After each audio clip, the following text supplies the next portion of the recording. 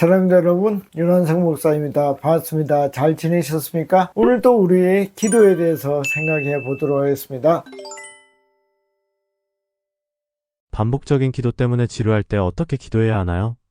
자, 여러분, 항상 우리가 비슷한 기도를 하게 되죠. 왜 그렇습니까? 우리 일상이 늘 비슷하기 때문입니다. 예를 들어서 우리가 여행을 간다든지 어떤 새로운 사람을 만나면 다양한 일들이 일어나겠지만 늘 가는 직장, 늘 가는 학교, 늘 가는 가정이 있으면 별로 그렇게 특별한 것들이 나타날 수가 없습니다. 그럼 우리가 어떻게 기도해야 될까요? 우리가 아주 디테일하게 기도해야 됩니다. 제가 이제 계속 얘기를 하는 게 하나님과 우리가 친해지려면 어떻게 해야 된다? 우리 감정을 기도해야 된다라고 얘기를 했습니다. 그러니까 아주 디테일하게 기도하시면 되겠습니다. 어떻게 보면 굉장히 시시콜콜한 이야기까지도 여러분들이 하시면 좋겠습니다. 하나님, 제가 아침에 밥 먹는데 이런 생각이 들었습니다.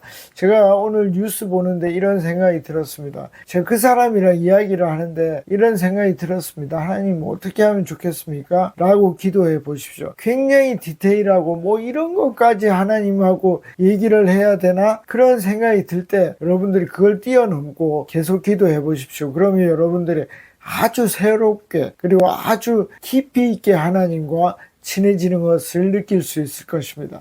자, 또 반복되는 기도가 어떤 게 있을까요? 죄에 대한 기도입니다. 이거 이제 제가 큐티 할 때 느꼈던 건데, 큐티를 하다 보면 제가 반복적으로 짓는 죄들이 있어요. 예를 들면 제가 어릴 때 굉장히 힘들었던 게 거짓말이에요. 하나님, 거짓말 하지 않게 해주십시오. 그럼 어떻게 될까요? 제가 하루에 몇 번씩 거짓말을 하는 거죠. 일주일에도 또 몇 번씩 그렇게 하고, 그러니까 또 거짓말 하지 않게 해주십시오. 이 기도를 할 수밖에 없습니다.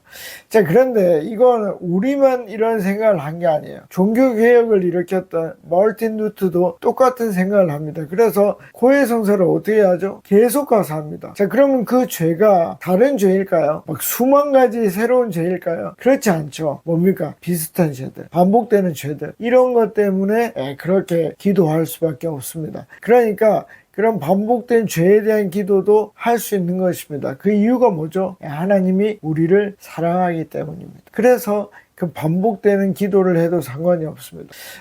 제가 하나 얘기를 드리면, 제가 우리 아들 3명이 있는데 그 아이들 얼굴을 보면서 계속 사랑해 라고 똑같은 말을 계속했습니다. 지루했을까요? 반복적이라서 별로 할 필요가 없었을까요? 하루에 수십 번씩, 수백 번씩 했습니다. 아무 상관이 없습니다. 사랑하는 관계에서는 어떻다? 반복적인 걸 해도 아무 문제가 없다. 여러분들이 그렇게 보시면 되겠습니다. 또 하나는 뭡니까? 어떤 목표에 대해서 똑같이 반복할 수 있습니다. 어떻게 해요? 하나님, 저 1등하게 해주십시오. 저 1등하게 해주십시오.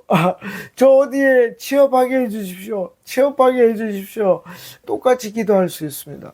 여러분, 계속 기도하십시오. 만약에 하나님이 지겨우시면 신호를 줄 것입니다. 그래서 여러분, 반복적인 기도를 한다고 해서 힘들어할 필요는 전혀 없다. 그것이 사랑하는 관계에서는 전혀 문제가 되지 않는다. 그렇게 보시고 계속 기도하시면 되겠습니다.